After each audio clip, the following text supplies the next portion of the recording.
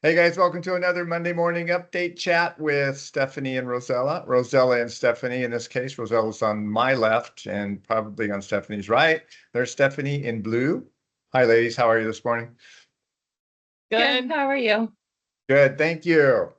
We're having kind of a fun chat about condominiums versus single-family residences. So I wanted to ask the ladies about that in the Spokane and outlying areas and who might want to buy what for different purposes. I'm looking forward to this conversation. Well, the reason we got on the chat was Steffani and I did 2 days worth of showings for condos. And so it was a fun little switch up for us because there for a while we had been doing a lot of single family homes. So it was kind of like a breath of fresh air getting to see something different. And we also, it gears a little bit differently towards rentals and the possibilities. And so we thought that was fun to chat about too. That way, if anybody else had that idea of doing with a condo, then maybe they'll learn something. Exactly. So let's explore this a little bit. How big is the condominium market for sales activity compared to single family rentals in Spokane or outlying Spokane, the county or whatever? Well, in comparison, it's a lot smaller because we have way more houses and duplexes and stuff like that within Spokane County. But there actually is still a decent amount of condo options. They're just a little bit more scattered, if you will. They're not all in one primary area because most oftentimes when you think of a condo, a lot of times people think of downtown or like stuff like that. That's not really in existence in Spokane.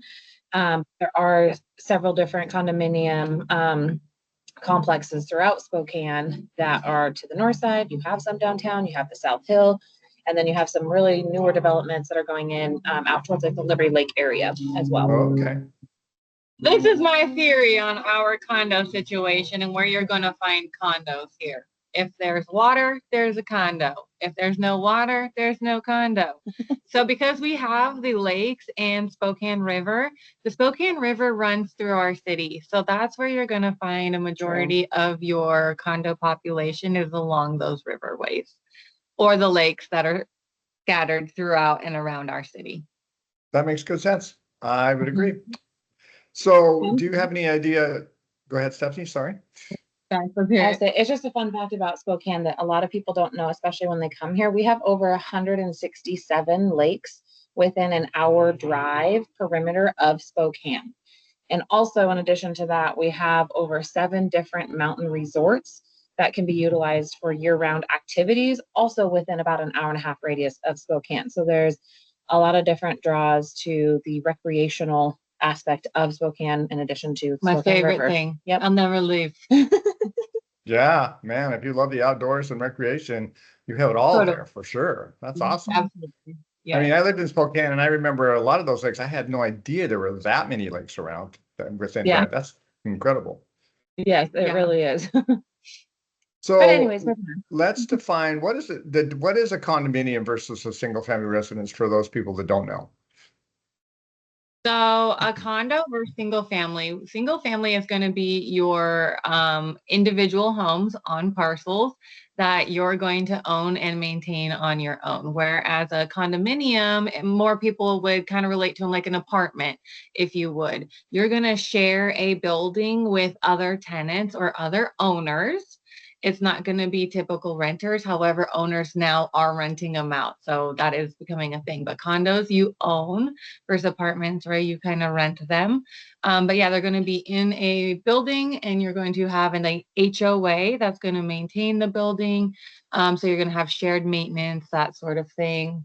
You want to add anything to that? Shared common spaces as well is pretty common. So meaning like if there's like a grassy area or anything like that, or a pool. Sometimes they also come with parking garages. Each condominium is going to be a little bit different with what amenities they do offer. But essentially, boy, we learned that how different they are. Yes. Good. So Yeah, there's guys, from a lending perspective, a condominium to us has something shared, exactly what Stephanie just said. It might be a piece of grass. It might be a playground. It might be a clubhouse and a pool. It could be something. And oftentimes they're connected together, as Rosella was talking about. Sometimes we get what's called freestanding condos. They look like single family residences, but they share something. And consequently, there is an HOA, which is the homeowners association. And the homeowners association has what's called the conditions, covenants, and restrictions, commonly known as CCRs in the industry. And that's what you want to focus on if you're purchasing a condo, because it's going to tell you what you can and cannot do within the project. And there's some significant restrictions, which is debatable, but are really both good and bad. You're going to have to adhere to the guidelines for the CCRs, but at the same time, the neighborhood is maintained and upheld, and there's usually someone is maintaining the lawns and stuff for you. Sometimes you don't have to, all of that. So it's a good thing for those that want maybe especially entry into the purchase market for real estate. So do you know how many condominiums are listed from your search list in Spokane area wide by chance? Ooh, I couldn't give you the exact number, but yesterday I had just done like a basic condo search for the downtown area. So it did eliminate a few just because of my map criteria, but within there originally it had been at like 50, I think 51. And then I lowered the price to be under about 400 or 350 was my price limit. And then that brought it down quite a few to, I believe, like 6 or 7. So if I had to take a stab in the dark for all of Spokane municipality, which we service, and no, restrictions for price or even bedroom, bathroom count, stuff like that, I would say you're probably going to be sitting somewhere between 100 to 150 available condos. Oh, wow. There's a bunch. Well, Oh, okay. And how does the price point compare with the single family for a two bedroom, 3 bedroom, 2 bath, similar size, similar bedroom counts? Example that like I just was telling you when I was looking for under 350 for that price point, you're going to find either a 2-bedroom, 1-bath or a 1-bedroom, 1-bath. You're not going to get anything bigger, I would say, than a 2-bedroom, 1-bath. 1-bath, I wouldn't say 2. So I had also done a search that was a little bit more expansive, and this is where I giggle because the price point difference for condos is huge of a spread. Location is going to dictate the price tremendously. So there are also several condos that are in the downtown area and on the outliers that are over $1 million actually in Spokane.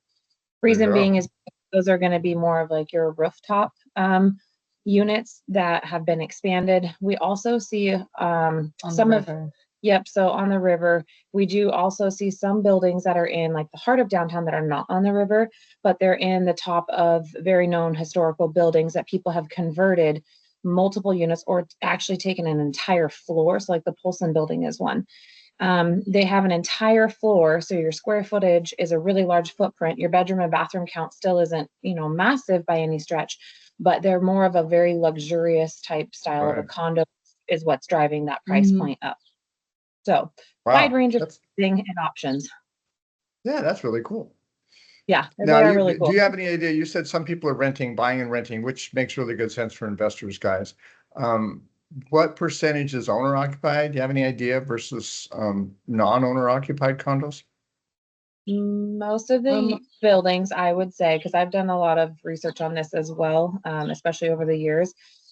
The CCNRs that you referenced earlier have written in verbiage that says that you can't do those short-term rentals, meaning like your Airbnb. So oftentimes, especially with a condo for insurance purposes as well, it has to be the 80%, I believe, is kind of like that marking point where 80% actually has to be owner occupied versus tenant occupied.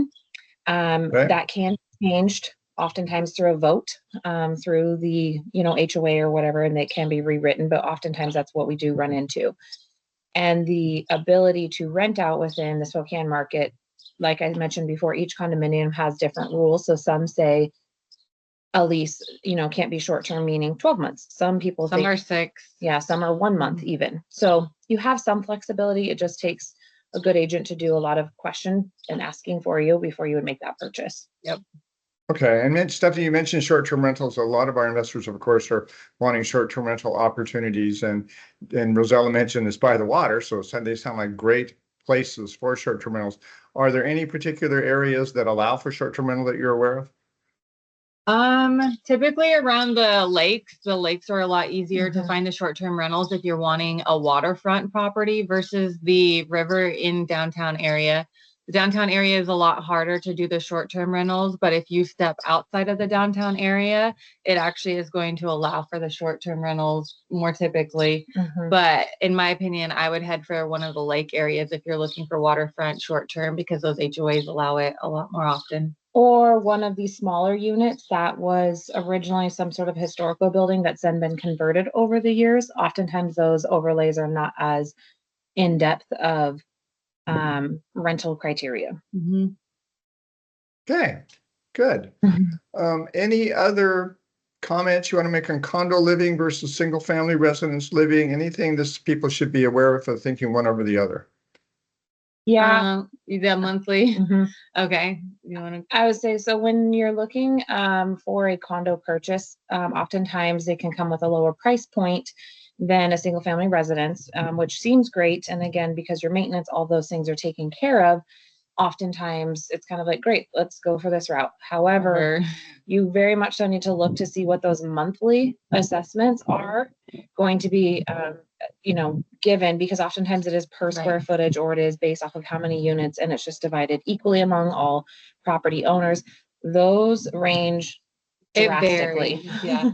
The prices that we're seeing per HOA for different condo communities are anywhere from $250 all the way up to like $800. It's insane how much they're varying, and they're not, they vary in what they're covering. Some of them will cover your water, garbage, sewer, and some of them will cover just your water and maintenance and that sort of thing. So every building's a little different. So you definitely have to do your due diligence on how much it is and what it's covering.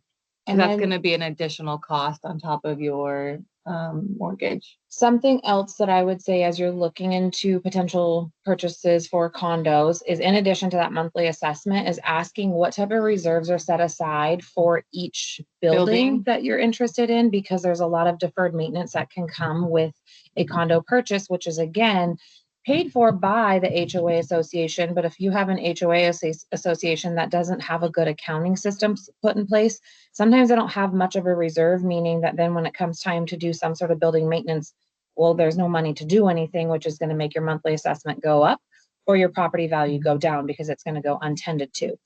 Some have really good ones. Some we've seen don't even have any. For anybody that's not sure on the reserve, it's basically your savings account for the building to maintain it. That every month, when you're paying your HOA, a little bit of your money goes to this savings account. That way, when the building needs help, it's there to help it. Yep, that's what the reserve is basically. And we as a lender very much care about that. We're going to get some intermediate or in-depth financials depending on the situation for the condo project, to see what the reserves are, to see what the vacancies are, to see if anybody's not paying their dues and all of that. That can determine what kind of financing you may or may not be able to get for the condominium. So it's an important factor, guys. From a lending standpoint, is there a minimum percentage that needs to be in a reserve account by chance? There probably is, depending on the size of the condo. And I don't know if I could comment on it right now, Stephanie, but yeah, we're going to look for enough to cover a certain amount. Our condo department handles all that for us here. Okay. And then I guess the other question would be, if someone is looking for financing, in order to be getting, I guess, the information about whether people are backed up on their HOA dues, that, or if there's any foreclosure, stuff like that, is that going to be pulled similarly to like a rent roll? Well, kind of. We have what's called a condo questionnaire, and we send that to the HOA. It's usually the secretary or the president, and they complete it and send it back. And as I said, there's different levels of research we're going to do from a lending perspective here. We do condominiums they're not any different from our perspective for financing, guys, other than a single family. You can do conventional, you can do FHA, you can do VA on them. I believe you can do USD on them as well. But the lenders will have different criteria for the condominium depending on certain things. We look at like Steffani mentioned, we look at the owner occupancy rate versus the non-owner, and that can include second home percentage in the project. We look at reserves, we look at the finance, we look at how many delinquencies they have in their HOA dues, because people sometimes don't pay their dues and then they become delinquent, and you can be foreclosed on if you don't pay your dues long enough. The HOA can actually foreclose on the condo to collect their dues. So all of that's important to us. One thing we have seen too within our community, because we had so many old buildings that historically were just massive, and then investors or owners came in and said, hey, let's split this into, condos, apartments. And so you've only had like 2 owners over, one building that has 6 to 8 units. They never had like a real HOA set up. Yes, they were having tenants pay monthly, but there was no structure really ever set up, or like a company in charge of it. So there wasn't really ever a reserve left behind. So now that these tenants are now rolling over into the new generations, we are starting to see that as just kind of something that we're having to learn. And people are revamping it. Revamp and get set up and, get new management systems kind of put in place. But that is one thing with condos that we are kind of seeing as well with our older buildings. Good point. Really good point. Yep. Hey, fun discussion today. Condominiums versus single family. There's a bunch of them. Look at all those lakes. I had no idea. That's what I learned in this particular discussion as well in the Spokane area. And as Rosella said, the condos are going to be beside them. So if you want to live by a lake or water, the Spokane River, condominiums may be a good choice for you. And I know 2 good agents that can research them and find them for you. Thanks, ladies, for your time today. Thank you. All right, guys. Catch you next time. See ya. Bye. Bye-bye.